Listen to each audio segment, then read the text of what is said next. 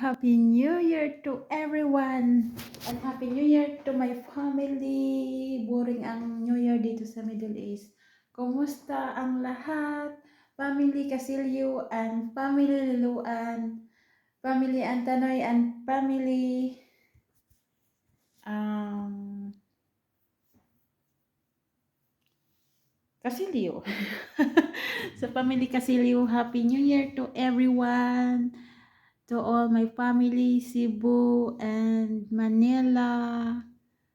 Happy New Year and Happy New Year to my mother. Enjoy ma and Manila for your vacation. Next vacation, Saudi. Joke. It's not easy to vacation here in Saudi. I don't know. Happy New Year to everyone. Yay! Happy New Year. Happy New Year. To my family, to my father, and Negros Oriental. Happy New Year!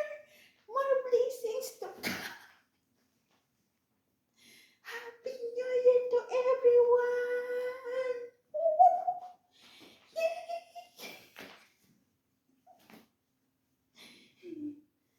Yay! Happy New Year!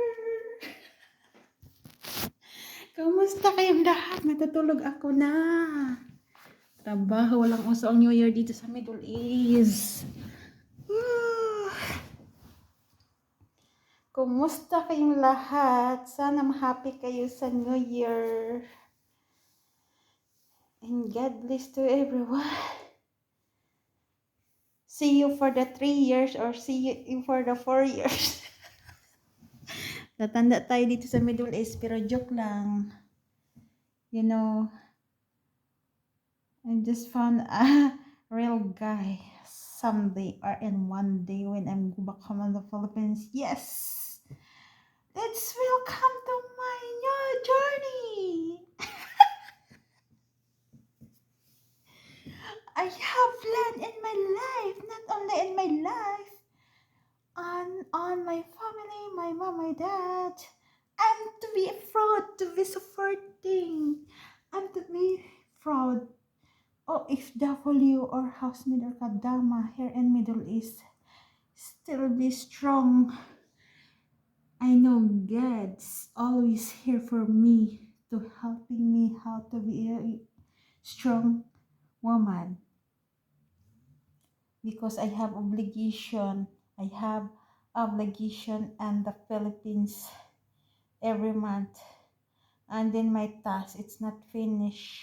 My house in the Philippines it's not finished. You know, YMG. I have so many problems, but I'm not to be effective about that problem. That's why hopefully, yes, I'm just waiting for the right guys. Oh, for my special someone. Yeah. Stay put ka lang dyan. You can wait for me until we go back home in the Philippines, and then you can come in the Philippines, my dear special someone. Save your money first before you can come in the Philippines. I'm just waiting for you also. Whee! I'm so excited. The year it's so fast. The month it's so fast. Yay! And then and then I'm not to go back again here because I'm just meet with my very very special someone in my life. Charot. Marites na naman kayo dyan. Yung mga marites dyan sa Pilipinas. Stay put lang kayo dyan. Bahala kayo dyan kung anong sasabihin nyo sa akin. At least, hindi kayo nakabigay sa akin ng piso simula noon. Pero dati, minamaliit nyo kami. Ang bahay namin ay bahay ng baboy. I remember that. Nandito pa rin sa otak ko kung sino man yung nagmamaliit sa amin dati. I do my best. Kung sino ka man, I'm put inside my brain. Pinasok ko sa utak ko. Porque wala akong pinag-aralan, pinasok ko sa utak ko kung ano yung sinasabi niyo sa akin, kung ano si Marilyn noon kaysa ngayon. Dati, umiiyak ako dahil minamaliit kami, kasi kami yung pinakamahirap sa lahat. Pero ang tao pala no, may mga plano din pala sa buhay, pero ibibigay din ni Lord unti-unti, pero in God's will. I know ah, kaya kong panindigan kung ano man yung sinabi ko, kung ano yung sinabi niyo sa akin. Gusto ko mas higitan ko pa kung ano yung sinabi niyo dati. Ah, kami, ah, kami talaga ang pinakamahirap dati. Inaapi-api kami. Basta inaapi-api kami. Ako, exactly ako talaga, lalong inaapi-api. Mostly naman sa side ng family ng papa ko. Oo, yun ang nagmamaliit. Kaya yung mga kapitbahay, ganyan-ganyan. Pero kamag-anak lang. Alam ko yun, pero hindi ko na-mention yung pangalan. Kung ano yung sinabi nila, nandito sa utak ko. Ako yung tipong babae na mabilis masaktan. Pero, mabilis ako talaga sasaktan kasi ang damo yung alom. Sinasabi ng mga tao dyan. Kami ang pinakamahirap sa lahat. Kala nila ayaman, no? Kaya happy New Year to everyone. More blessings to come in 2024 this year. And then hopefully in 2025, yes. Next year, I'm going back home. This year, I'm 1 year in July. Yes, I'm so excited, but I can't go back home because I have special plan in my life. Not exactly for my own self, just to help to my mom and dad and my sister, to helping me. Hindi naman porque housemaid ka o kadama o katulong na magpakatanda ka. Hindi. Kailangan mo rin magplano.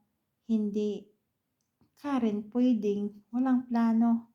Yung iba dyan, may mga asawa, mga tamad naman. Yung mga obligasyong may pamilya, wala, baliwala, tamad talaga. Kaya di baling wala akong lalaki sa mundo.